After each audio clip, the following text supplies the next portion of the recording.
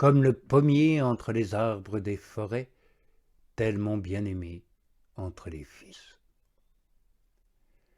C'est avec justesse qu'elle dit entre les fils. Car, étant le fils unique de son père, il a voulu, sans aucune envie, lui acquérir une multitude de fils. Il ne rougit pas de les appeler frères, pour être lui-même le premier-né d'une multitude de frères. À bon droit, il est placé au-dessus de tous ceux qui ont été adoptés par grâce, lui qui est fils par nature. Ainsi comme le pommier entre les arbres des forêts, tel mon bien-aimé entre les fils. Oui, c'est à juste titre qu'il est comparé au pommier, puisqu'à l'exemple de cet arbre fruitier, il donne à la fois une ombre rafraîchissante et un fruit excellent. N'est-ce pas vraiment un arbre fruitier, lui dont les fleurs produisent des fruits d'honneur et de beauté? Car c'est un arbre de vie pour ceux qui le saisissent. Les arbres des forêts, dans leur ensemble, ne peuvent lui être comparés, si beaux et si grands soient-ils, et quelle que soit l'utilité de leurs prières, de leur ministère, de leurs enseignements, de leurs exemples salutaires. Seul le Christ Jésus, sagesse de Dieu, est l'arbre de vie. Lui seul est le pain vivant qui descend du ciel et donne la vie au monde. L'épouse dit donc, à l'ombre de celui que j'avais désiré, je me suis assise, et son fruit est doux à mon palais. À juste titre, elle avait désiré l'ombre de celui dont elle devait recevoir à la fois fraîcheur et nourriture. Car les autres arbres des forêts, même s'ils offrent le soulagement de l'ombre, n'offrent cependant ni la nourriture de vie, ni les fruits éternels du salut. Unique, en effet, est l'auteur de la vie, unique le médiateur entre Dieu et les hommes, Jésus, homme et Christ. Lui qui dit à son épouse « Je suis ton salut ». Non, ce n'est pas Moïse qui vous a donné le vrai pain du ciel, c'est mon Père qui vous le donne, le vrai pain du ciel. Voilà pourquoi l'épouse avait désiré par-dessus tout l'ombre du Christ, parce qu'il est le seul qui, non seulement nous procure la fraîcheur contre l'ardeur des vices, mais encore nous comble de la joie des vertus. À l'ombre de celui que j'avais désiré, je me suis assise. Son ombre, c'est sa chair. Son ombre, c'est la foi. L'ombre qui couvrit Marie fut la chair de son propre Fils. Celui qui me couvre est la foi au Seigneur. Néanmoins, comment cette chair ne me couvre-t-elle pas, moi aussi, de son ombre, puisque je la mange dans le sacrement de l'Eucharistie? Et la Vierge Sainte elle-même n'a pas moins expérimenté l'ombre de la foi, elle à qui il fut dit « Bienheureuse toi qui as cru ». Ainsi, à l'ombre de celui que j'avais désiré, je me suis assise, le prophète le dit, le Christ Seigneur est esprit devant notre face, à son ombre, nous vivons parmi les nations. Dans l'ombre parmi les nations, dans la lumière avec les anges. Nous sommes dans l'ombre, tant que nous marchons dans la foi et non dans la claire vision.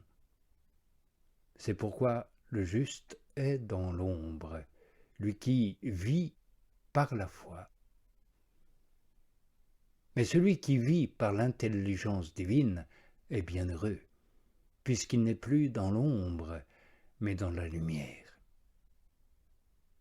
Le psalmiste était juste et vivait par la foi lorsqu'il disait à Dieu « Donne-moi l'intelligence et je vivrai ».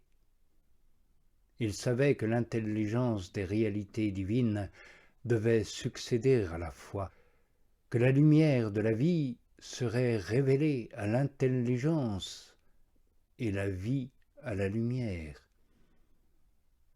Il faut d'abord venir à l'ombre et passer ainsi à la réalité dont elle est l'ombre.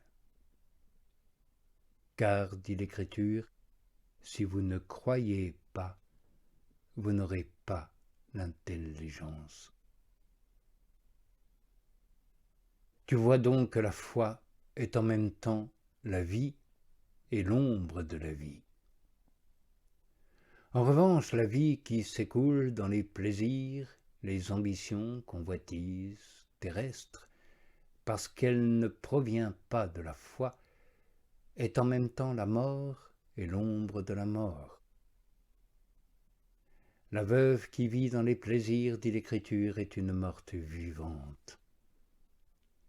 Car la sagesse de la chair est la mort. Mais elle est aussi l'ombre de la mort, de cette mort qui torture pour l'éternité. Nous aussi, jadis, nous avons été assis dans les ténèbres et l'ombre de la mort, lorsque nous conduisant selon les convoitises de la chair et du monde, nous ne vivions pas par la foi. Déjà morts à la justice, il s'en fallait de peu que nous ne soyons engloutis par la seconde mort. Autant l'ombre est proche du corps dont elle est l'ombre, autant la vie que nous menions nous a rapprochés de l'enfer.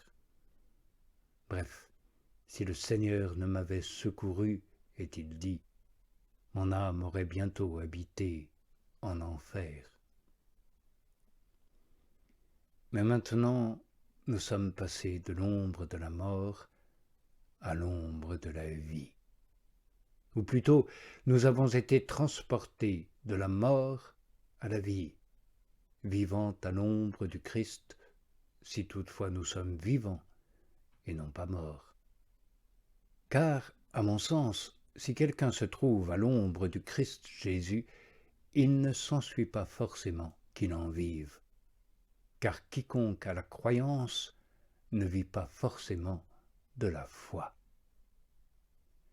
La foi sans les œuvres n'est qu'une croyance et elle est morte. Elle ne peut donner la vie qu'elle ne possède pas elle-même. Aussi le prophète, après avoir dit « Le Christ Seigneur est esprit devant notre face », ne s'est-il pas contenté d'ajouter « Nous sommes sous son ombre », mais il a dit « À son ombre nous vivons parmi les nations ». Toi aussi, à l'exemple du prophète, fais en sorte de vivre à son ombre et pas simplement d'y être, afin de régner un jour dans sa lumière. Car il n'a pas seulement l'ombre, il a aussi la lumière. Il est lui-même par la chair ombre pour la foi et par l'esprit lumière pour l'intelligence. Car il est à la fois chair et esprit. Il est chair pour ceux qui demeurent dans la chair, il est esprit devant notre face, c'est-à-dire dans l'avenir, pourvu que, oubliant ce qui est derrière, nous tendions de tout notre être vers ce qui est en avant. Parvenus ainsi au but, nous ferons l'expérience de cette parole qu'il a dite, « La chair ne sert de rien, c'est l'esprit qui vivifie. » Je n'ignore pas qu'un homme, demeurant encore dans la chair, a dit « Même si nous avons connu le Christ selon la chair, maintenant nous ne le connaissons plus ainsi. » Paul pouvait le dire, mais nous, qui n'avons pas encore été ravis au paradis et au troisième ciel, contentons-nous, en attendant, de nous nourrir de la chair du Christ Jésus, de vénérer ses mystères, de suivre ses ordonnances, de garder la foi. Aussi vivons-nous à l'ombre. Oui, à l'ombre de celui que j'avais désiré, je me suis assise. Peut-être l'épouse se glorifie-t-elle d'avoir expérimenté un bonheur plus grand, car elle dit non pas vivre à l'ombre comme le prophète, mais s'y être assise. Et s'asseoir, c'est se reposer.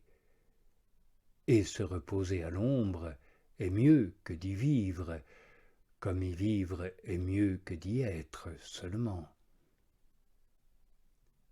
Ainsi le prophète, prenant à son compte ce qui est commun à beaucoup, dit « à son ombre nous vivons ».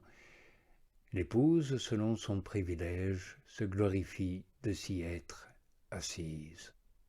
Et même elle le dit au singulier, car elle n'a pas dit au pluriel « nous sommes assis », comme le prophète a dit « nous vivons », mais elle a dit au singulier « je me suis assise », pour que tu reconnaisses son privilège.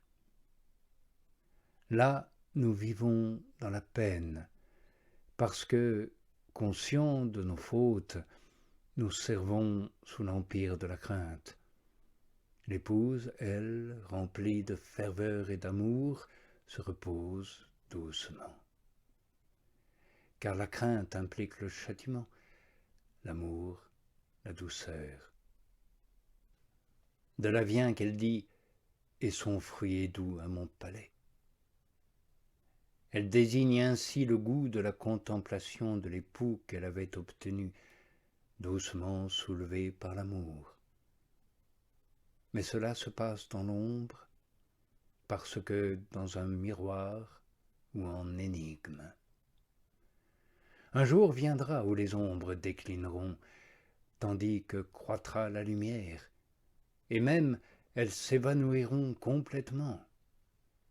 Alors surviendra la vision, claire aussi, bien qu'éternelle.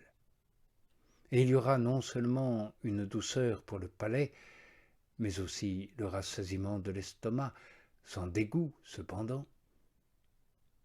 À l'ombre de celui que j'avais désiré, je me suis assise, et son fruit est doux à mon palais, poursuit-elle. Nous aussi, reposons-nous là où l'épouse se repose, glorifiant de la saveur goûtée le père de famille qui nous a invités à un tel festin.